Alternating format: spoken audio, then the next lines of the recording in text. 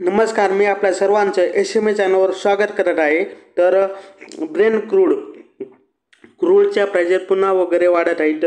तर oil Russian ऑइलवर अमेरिकेने निर्बंध लावल्यामुळे ब्रेंट क्रूड $80 वर गेलेला आहे. या निर्बंधामुळे चायना आणि इंडियातील रशियन जी निर्यात वगैरे करतो त्या निर्यातीमध्ये काही डिस्टर्ब होण्याची शक्यता आहे.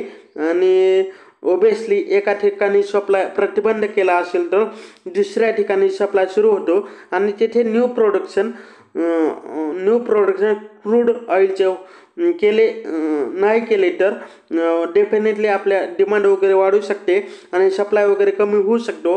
त्यामुळे प्राइजेस आणखी वर जाणे स्वाभाविक आहे. त्यामुळे जास्त परिणाम इंडियन इकॉनॉमीवर होत असतो. तर करंटली आपण ते फेसही करत आहोत. त्यामुळे आपले इम्पोर्ट बिल कॉस्ट बिल वाढतात. कारण की आपण सर्वात जास्त ऑइल इम्पोर्ट करतो. या इम्पोर्ट बिलचा परिणाम आपल्या करन्सीवरही होत असतो. ते आपण पाहतच आहोत. म्हणजे डॉलर स्ट्रॉंग होतो आणि रुपये वगैरे कमजोर होत असतो. तर पुढील म्हणलं इंडियाचं रिटेल इन्फ्लेशन म्हणजे कंझ्युमर प्राईस इंडेक्स जो असतो त्याचा डाटा आलेला आहे.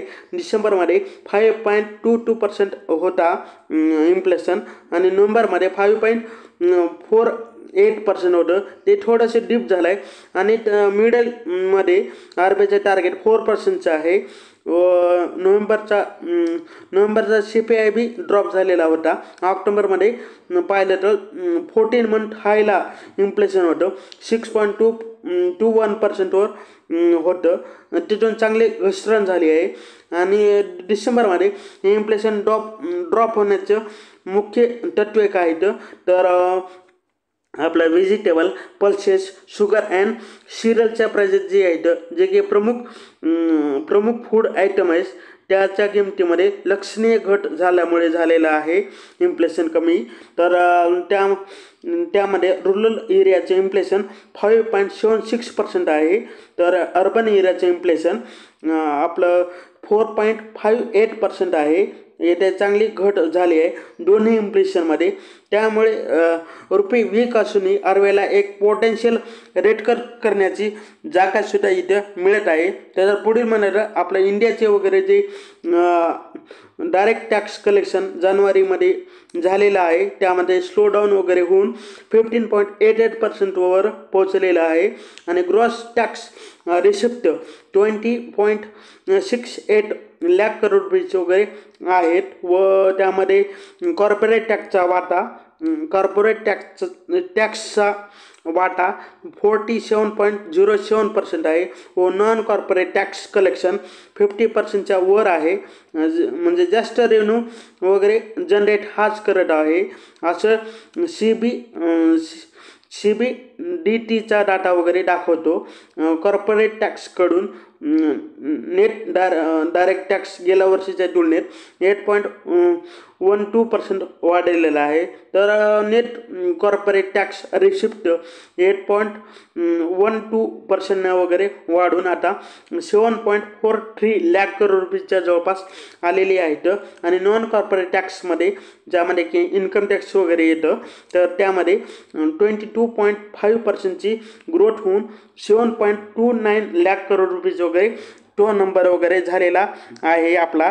त्याच्यात पुढील म्हणलं आपलं जे आपलं इंडियाची बॉन्ड यील्ड आहे ती पाहिली तर 6.85% वर वाढलेली आहे. म्हणजे ही सर्वात जास्त ग्रोथ वगैरे दाखवली आहे त्यांनी ही US बरोबर.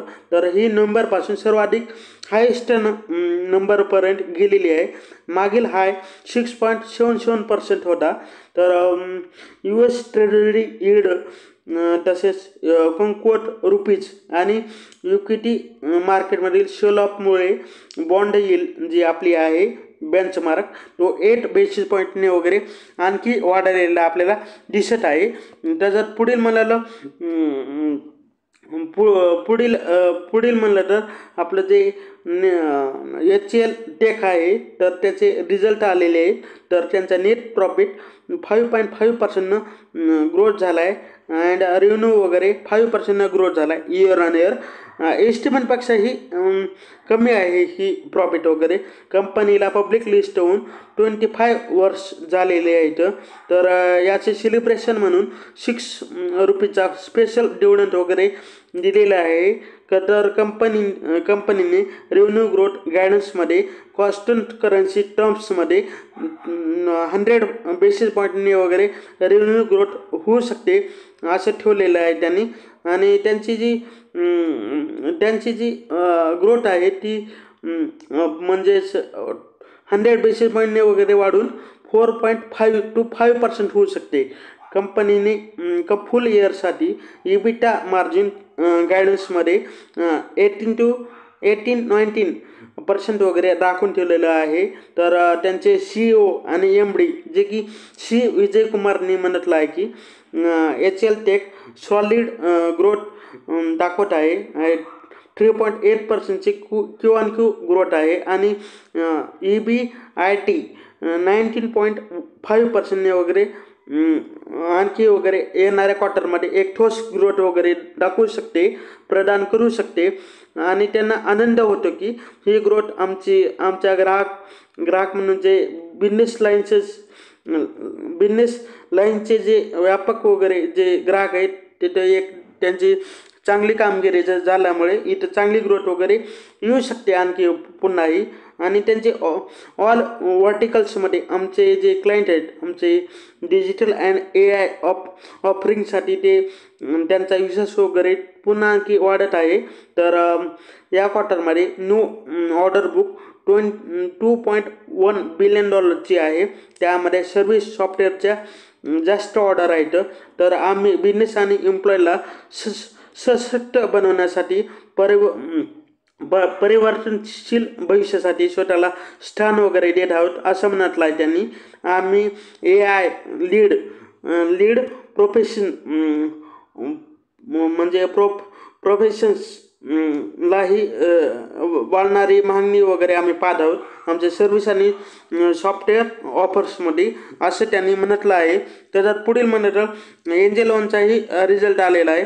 तर एंजल वनचा रिझल्ट पाहिला तर नेट प्रॉफिट पाहिलं तर इयर ऑन 8% वाढलेला आहे. सेल्स 19% वाढलेला आहे year on year. But quarter dip झालेला आहे. रेव्हेन्यू पाहिलं तर 17% डिप झाला आहे आणि नेट प्रॉफिट वगैरे 33% वगैरे डिप्रिशिएट झालेला आहे. आणि त्यांनी ₹11 वगैरे इंटरिम डिव्हिडंडही दिलेला आहे त्यांनी. तसंच त्यांचं जे नॅशनल ॲव्हरेज डेली टर्नओव्हर आहे ते 11.8% क्वार्टर जे कमी होऊन आता 40 ट्रिलियन डॉलर वगैरे ₹40 ट्रिलियन वगैरे झालेला आहे. तर कंपनीचा भारतातील डीमॅटमध्ये 15.9% हिस्सेदारी आहे. जे की क्वार्टर 26 बेसिस पॉईंटने वगैरे त्याच वाढसुद्धा झालेली आहे. म्हणजे ह्यांचे ग्राहक थोडे वाढलेलेही आहेत. त्याच्यात पुढील मंडळ आता एक IPO येत आहे फिनटेक फर्म जे की ग्रोथचा IPO वगैरे आणण्याची तयारी करत आहे ते. आणि ते अनेक इन्व्हेस्टमेंट बँकेशी चर्चासुद्धा करत आहेत अशी सूत्रांनी माहिती दिली आहे. जी एक लार्जेस्ट ब्रोकर वगैरे कंपनी आहे. तर आणि ही एक मोठा म्युच्युअल फंड डिस्ट्रीब्युटरही आहे. तो आता $700 मिलियन फंड रेजिंग वगैरे करणार आहे. तर त्यांचे व्हॅल्युएशन $6 to $7 बिलियन सांगितले जात आहे. आणि ऑक्टोबर 2024 जे की लास्ट फंडिंग राऊंडमध्ये त्यांची कंपनीची व्हॅल्यू $3 बिलियन होती. तर 2017 म्युच्युअल फंडचे डायरेक्ट प्लॅन डिस्ट्रीब्युटर म्हणून हे त्यांनी काम सुरू केलेलं आहे. व 2020 ब्रोकिंगमध्ये त्यांनी उतरले आहेत ते. आणि ते मे 2020 कंपनीने IPOच्या तयारीचा एक भाग म्हणून त्यांची जी US आपली जी त्यांची जी पॅरेंट एंटिटीज आहे ती भारतामध्ये स्थलांतरित केली आणि रिपोर्टनुसार कंपनी FY24मध्ये 805 करोड रुपये वगैरे नेट लॉस केला आहे। हे बेस शिफ्टिंगसाठी वगैरे एकाच वेळी त्यांना टॅक्स जास्त भरावा लागला होता, त्यामुळे हा लॉस झालेला आहे असं म्हणतलं आहे रिपोर्टमध्ये। हे झिरोडाला चांगली टक्कर देत आहेत ॲक्टिव्ह क्लायंटच्या बाबतीत आणि ही कोविड नंतर यांचे डिमॅटची जी ग्रोथ आहे ती झपाट्याने वगैरे झाली आहे ओव्हरऑल। तर डिसेंबर 2020मध्ये 24च्या अखेरीस ओव्हरऑल पाहिले तर ऑल डिमॅट अकाउंट नंबर वगैरे 185.3 मिलियन इतकी झालेली आहे आणि तरच एक्सपर्ट असतात त्यांच्या मते नेक्स्ट 12 मंथमध्ये $35 बिलियन किमतीसह हे IPO वगैरे इक्विटी मार्केटमध्ये प्रस्थान वगैरे करू शकतात अशी वगैरे शक्यता त्यांनी मांडलेली आहे। त्याच्यात पुढील म्हणलं JSW, तर JSW ग्रुप जो आहे त्याचं JSW सिमेंट वगैरे 4,000 करोड रुपयाचा IPO आणण्यासाठी SEBIकडून त्यांना अप्रूव्हलसुद्धा मिळालं आहे। त्यांना आता त्यांनी म्हणजे SEBIकडे कॅपिटल मार्केट रेग्युलेटरीकडे 6 जानेवारीला त्यांनी ड्राफ्ट पेपरसाठी एक आपलं निरीक्षण पेपरही दिलेलं होतं।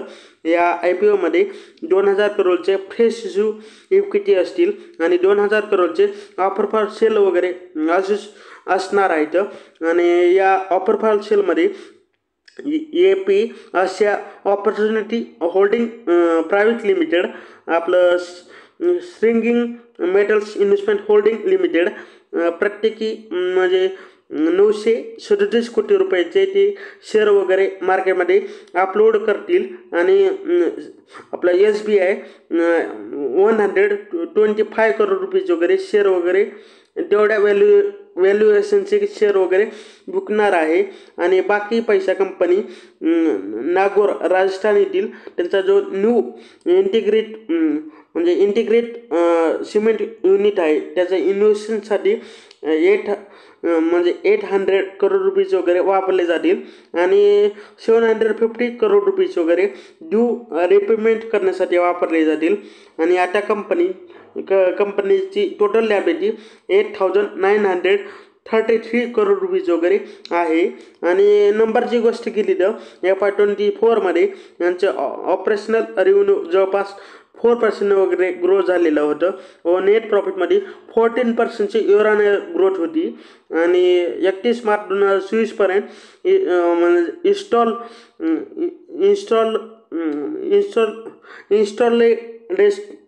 इन्स्टॉल ग्राइंडिंग कॅपॅसिटी 20 MTPAची होती आणि ती टोटल कॅपॅसिटी 60 MTPAची करायची आहे त्यांना।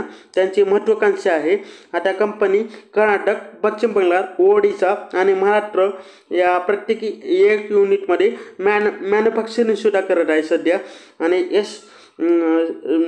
JSW सिमेंट त्यांची जी सबसिडी आहे शिवा सिमेंट मार्फत वगैरे ओडिशामध्ये एक क्लिनर युनिटसुद्धा सध्या चालवत आहे। तर शेवटी आपल्या व्हिडिओला लाईक आणि चॅनलला सबस्क्राईब करा ही विनंती। हा व्हिडिओ पाहिल्याबद्दल धन्यवाद, थँक्यू।